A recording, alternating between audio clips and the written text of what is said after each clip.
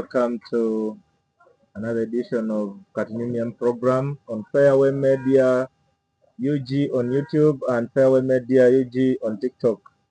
Your host Ashraf Al Maktoum alongside Ashley Kim. Today we come to talk about various issues in football. We shall do some bit of entertainment. We shall do some bit of tourism. Well, all this we are doing in the event to promote this in our motherland, Uganda. And right now, the world is doing much talk about the World Cup. And as of now, we are into the quarterfinals of the World Cup.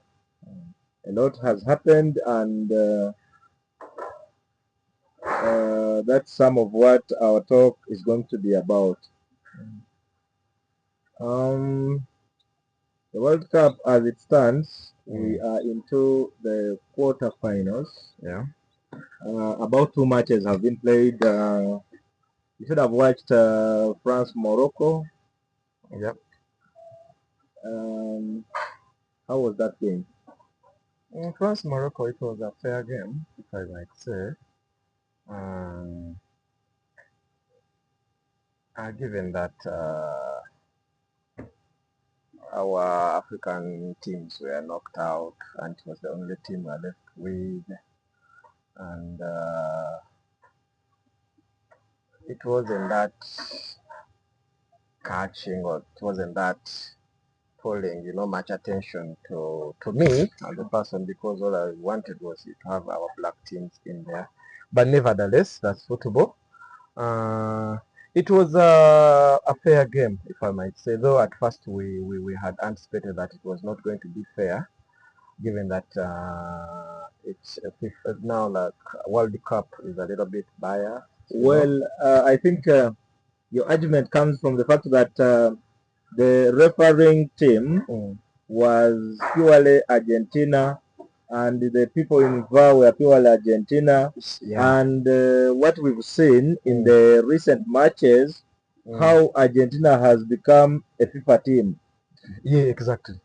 You realize in the round of 32, when Argentina was versing Egypt, yes. that is considered to be the world's biggest soccer robbery, football robbery of recent times. And this can be witnessed, and it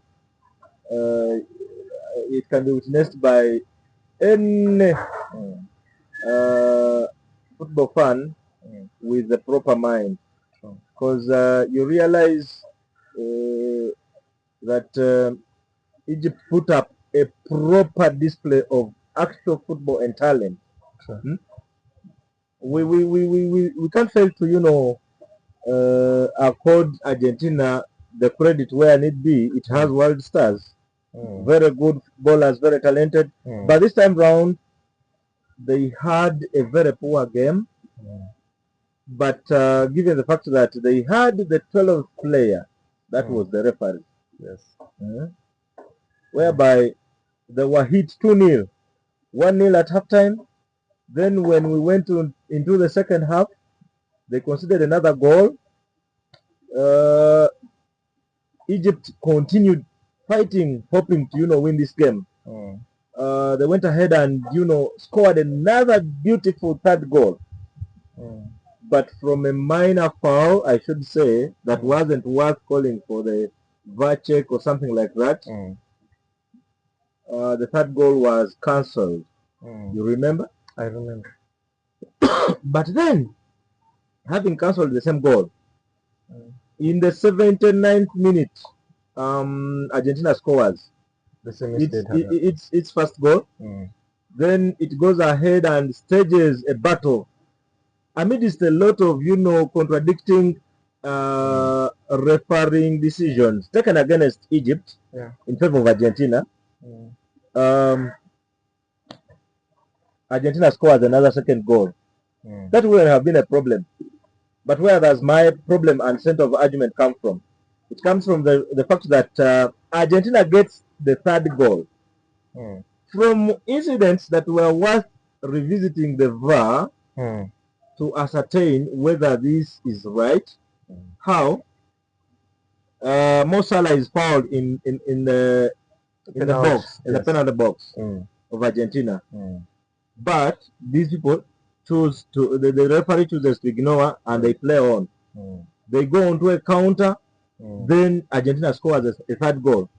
When they tried petitioning the referee, the best he did was, to get onto the touchline, he red carded a few members of the technical staff of Egypt. You realize the Egyptian coach crossed his hands. Literally, the interpretation of that gesture was, when you do that in a soccer match, it is interpreted as a racial. There are acts of racism. But I believe, in my own understanding, either the Egyptian coach meant the referee should be put on 2 handcuffs, or it is the Egyptian team that has been, handcuffed to actually give a given result. In fact, at this stage, Argentina, the Federation of Football Association of Argentina is under investigation. FBI is investigating it. It is expected to have done a lot of money laundering. In this respect, being at this stage of football in the world, it means if investigations are true, if the findings are true, it means a lot has been done in favor of Argentina. If I may take you back at the beginning of the tournament, in the very first match, where Argentina was vying Algeria, an African team still. Messi having scored his first goal, he went ahead and made a very redicable tackle. And they ignored it. Well, when the referee visited VAR, having, each one of us expected him to come and show a straight red card to Messi. But he wasn't shown even a yellow card. Meaning, incidentally, a number of things have occurred, but the rules have been changed against other teams in favor of one team. Because of Messi. We don't actually deny that Messi and Argentina. Messi is a good player. Argentina is full of world-class players, very talented. But if the soccer governing rules are going to work in favor of Argentina and disregard the Egyptians, disregard the Algerians, then football is no longer the beautiful game our viewers. It turns out to be different from actually what we knew. I was meant to think that as African teams, we should actually accept and always participate. We can never compete, because when we have tried to compete, then the rules are against us. Well, putting that aside, last night we also had another quarterfinal game. That was between Spain and Belgium. You realize it ended in 2-1 in favor of Spain. But I realize Spain has also beautiful natural talent, and I should actually shout out to one player, Merino. Merino is super. He came on against Portugal. You remember? He scored the winner. He played yesterday and he still scored the winner. Well, he needs to be accorded all the respect in as far as this tournament is concerned. Today we are having Norway, England. What is your prediction? My prediction between Norway and England, I think England is going to go through. Well, why do you think England is, going through, and how? To me, this World Cup has been scripted, Mm. and I've been saying it from the start or from the beginning or whatever. This World Cup has been scripted, and I think their aim was to take you back, was to eliminate African teams, then Asian teams, so that it could remain with the Europe and South America? or the American whatever Mm. side, and it has worked for them. When you look at the the when you look at the way the refereeing, the way the FIFA president is really arguing out things, it doesn't really tally. To take you back to today's whatever team between Norway and Egypt and England, England is going to go through because to me England is a bit A better team? better team than Well, Norway. And looking at the stars, Norway is just being carried on by Haaland and fine, Odegaard is there and whatever, but to me England is a complete team. but I realize if you looked at this World Cup, however much you're saying it is scripted, yeah, I could, to a given percentage, concur with you. But if you've taken a keen look at how the entire tournament has been played, you realize teams with the strongest attacks are teams that have put up better displays. And in this respect, yeah, England with Hurricane leading the forward, you get the confidence that, yeah, he's likely. But again, you don't, underrate Norway with Haaland. Haaland is a man that will not be seen Anywhere in actual play for even 70 minutes. But this is a guy that will grab one chance, one goal. Yeah. And may I believe it is going to be a hard game where it is even likely to end into a draw. And maybe shootouts will bail out the best with the best shooters at that particular time. Because I realize England, with the players that can dictate play, and they've not been given opportunities. For example, if you have a very brilliant talent in players like Kobe Mino, and you've not given him a single minute to play, you're playing Declan Rice, that one is super, he's not supposed to, sit on the bench, maybe if he's sick. Why do you still play Elliot Anderson? These are people playing almost the same thing in the same game.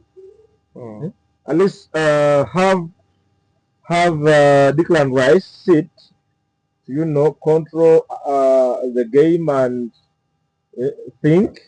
Then bring on Kobe Mino to do the push forward. This guy can even, dictate the tempo of the game. When it comes to going up front, you see. But you wonder how Tuchel has, a lot of confidence in playing Elliot Anderson alongside Declan Rice. I feel something is wanting, and if he doesn't, think otherwise, this could be this could be their last game. You don't underrate Norway because there would be mediocre teams. Whenever they are advancing, they get even better. So to me, I'm not writing off Norway as of now. Then there's another team Sunday morning. That's Argentina, Switzerland. What do you expect? Argentina and Switzerland. I might think that Argentina might go through.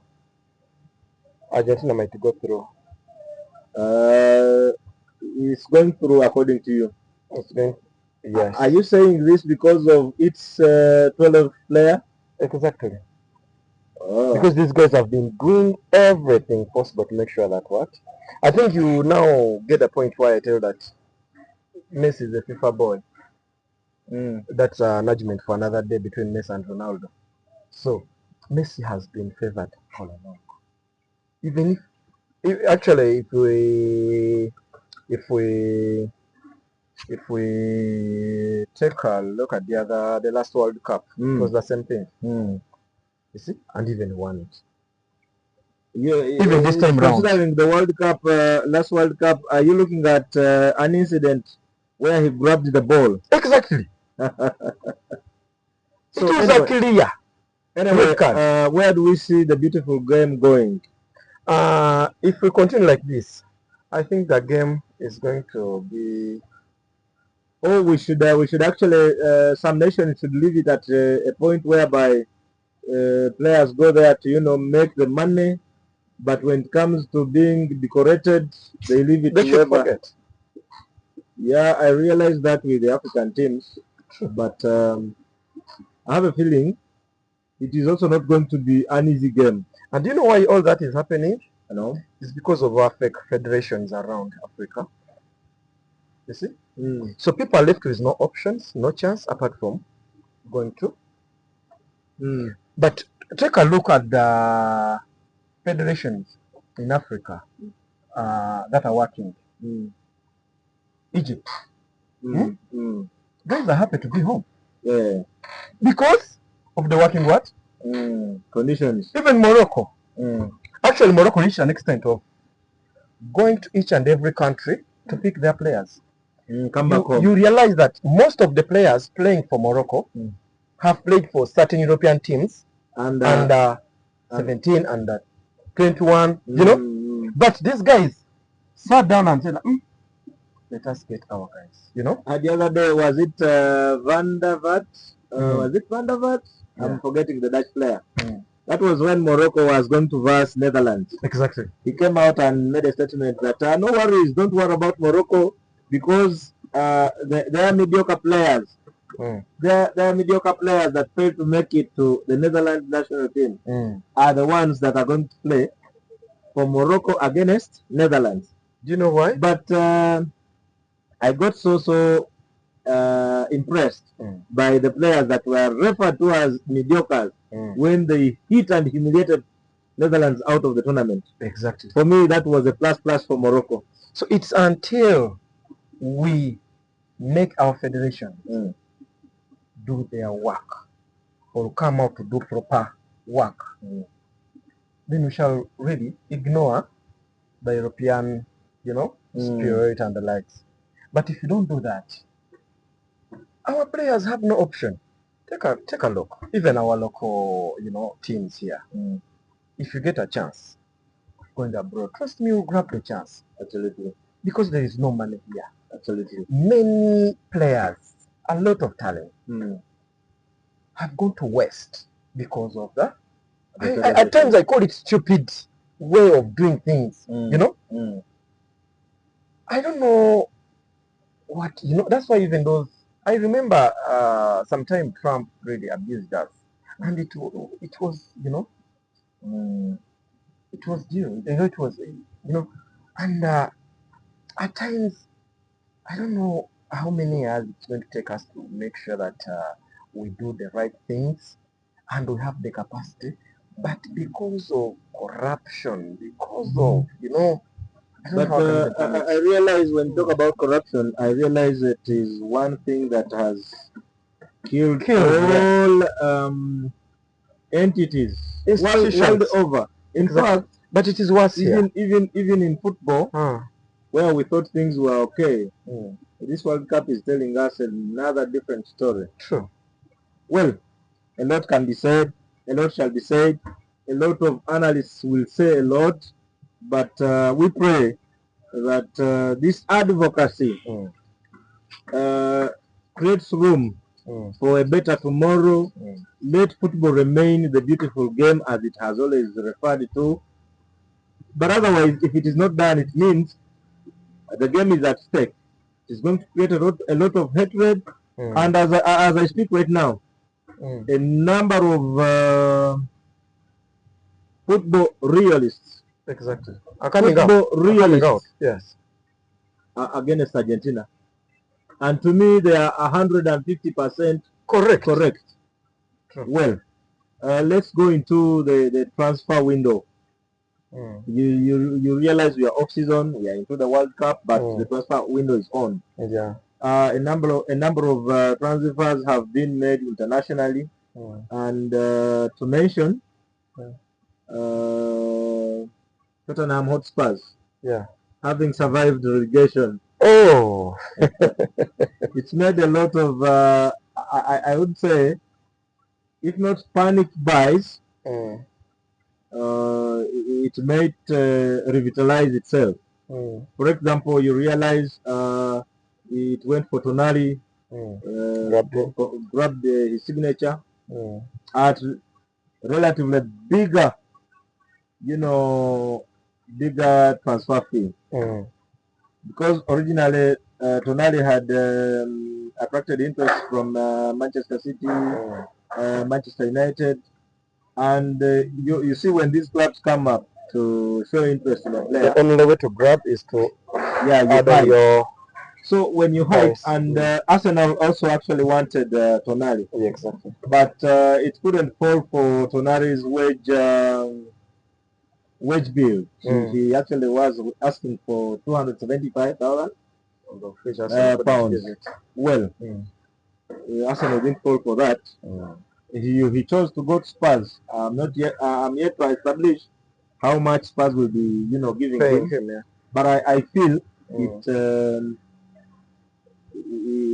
paid heavily for his signature. Well, that may not be a problem, but another friend was asking me, why isn't Manchester United into the rush into this transfer window? Why has it, pinpointed on a number of players and has not done anything? It has actually lost some of these players' signatures. For example, Tonali was at the end of the season, we thought he was coming in as a heir to Casemiro, but given what we talked about previously, yes, Manchester United didn't fall for him. What do you think Manchester United is low in this window? To me, I have a feeling that Manchester United, the players Manchester United is interested in or at, are not mentioned. I never mentioned. I never mentioned here. So he's just going to do surprise signings. Surprise signings. So ideally, as of now, should we anticipate that Andre Santos was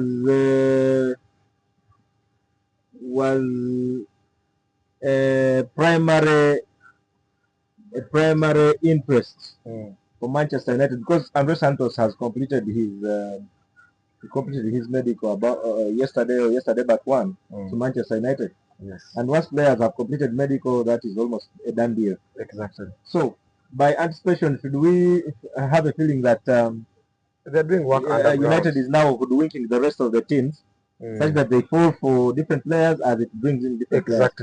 Because the moment it puts those players out there, other teams will do what?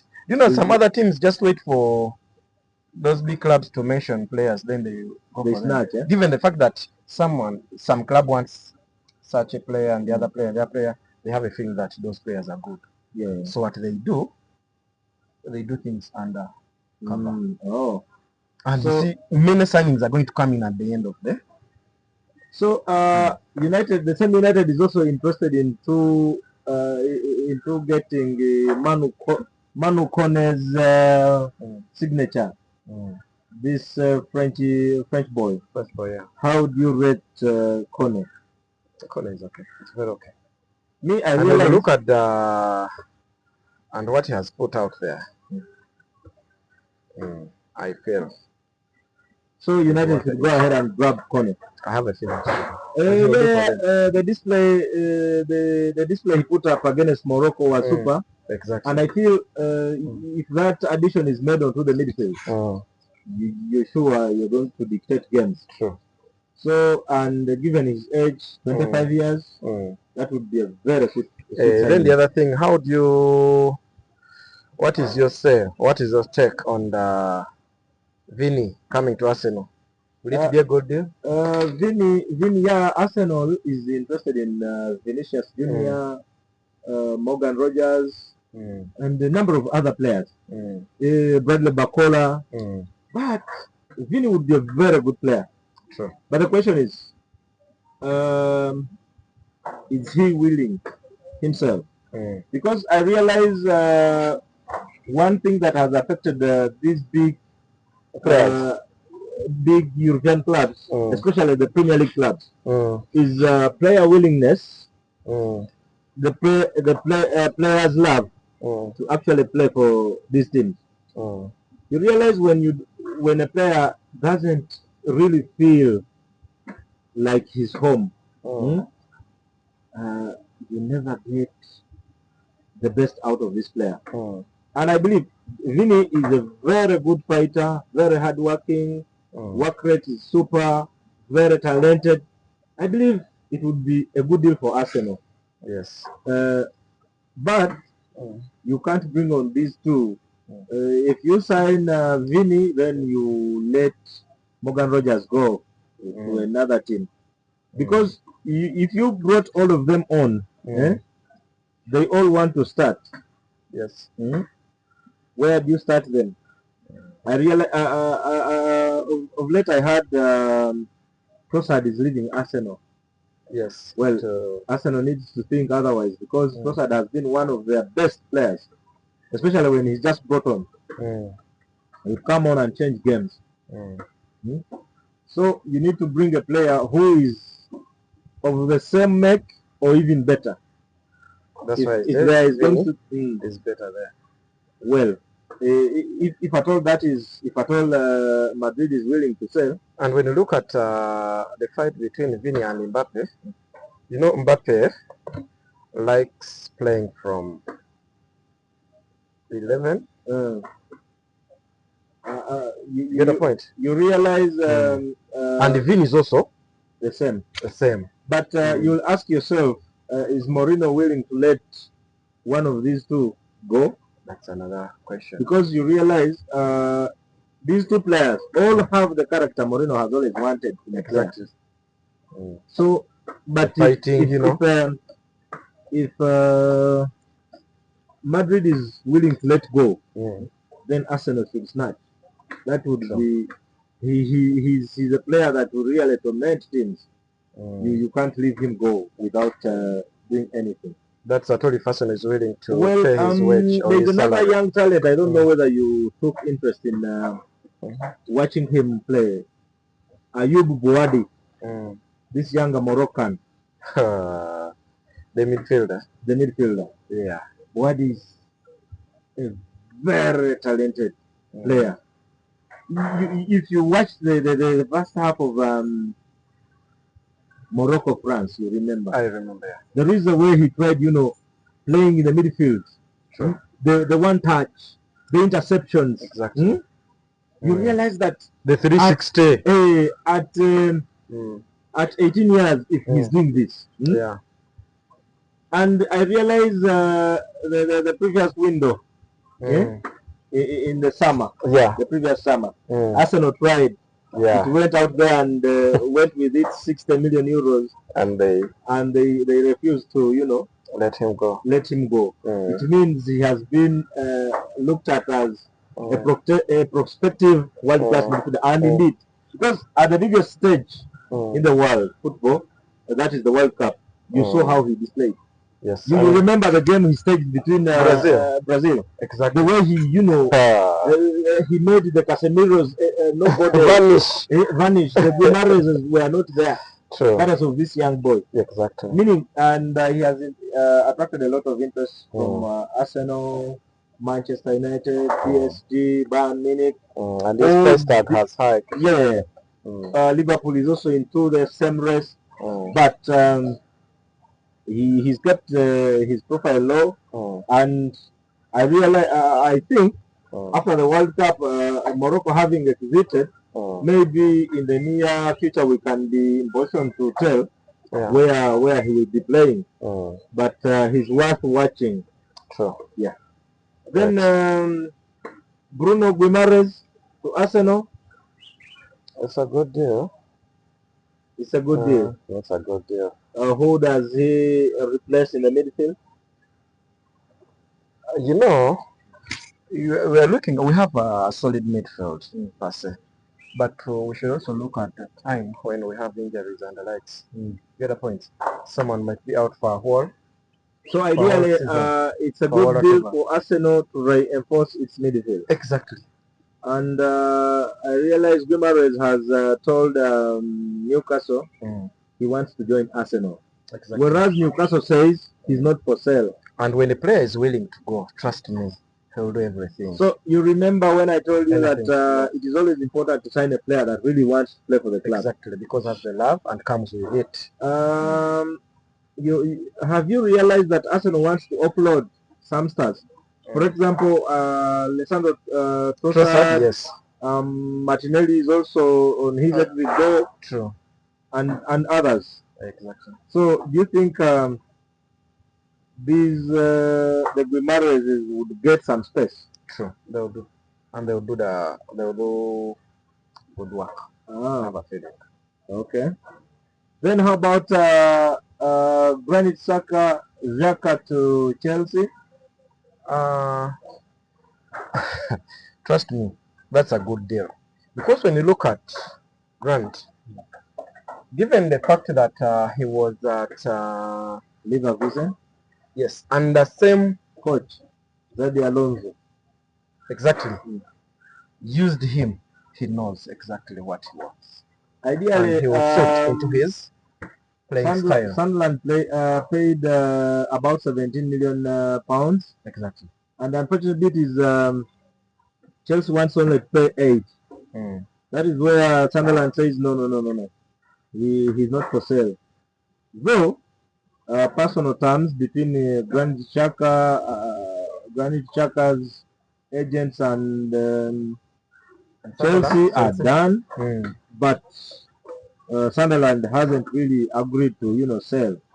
I don't know whether it is the price tag that has been that Chelsea is willing to pay that brings a lot of controversy. But I realize. For me, I have a feeling they're going to add something, and he will go to Chelsea. He will go to Chelsea. He will go to Chelsea. So do we given such signings, do we expect Chelsea to improve with under the stewardship of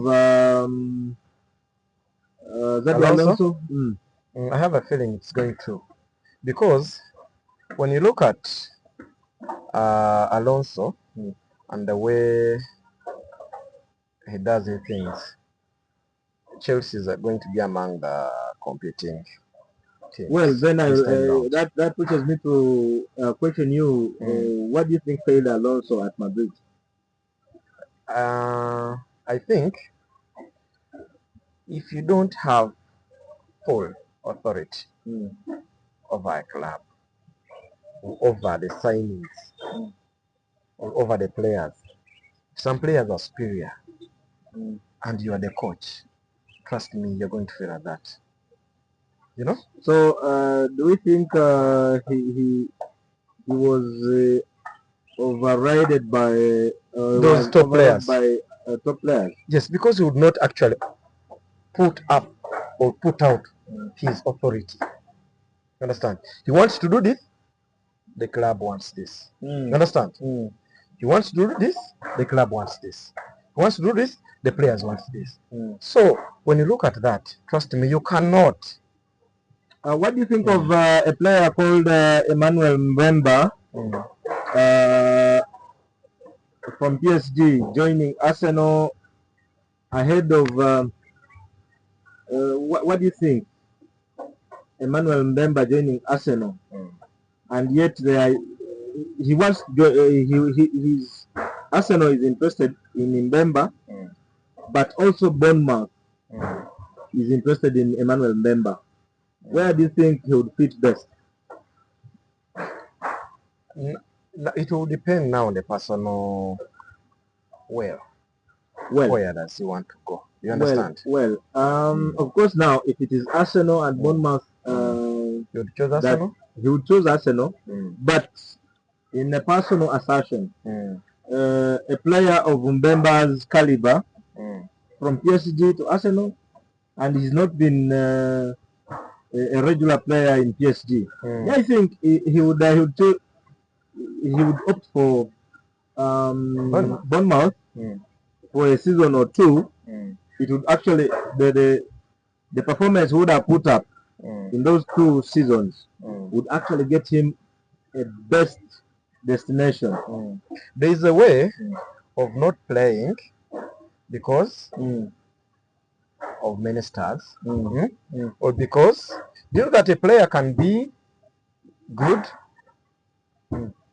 and is not given time to play because of maybe issues with the coach and the likes. Now, And when you look at actually, when we look at Kobe Mino not playing, don't you think there is something we are not told here?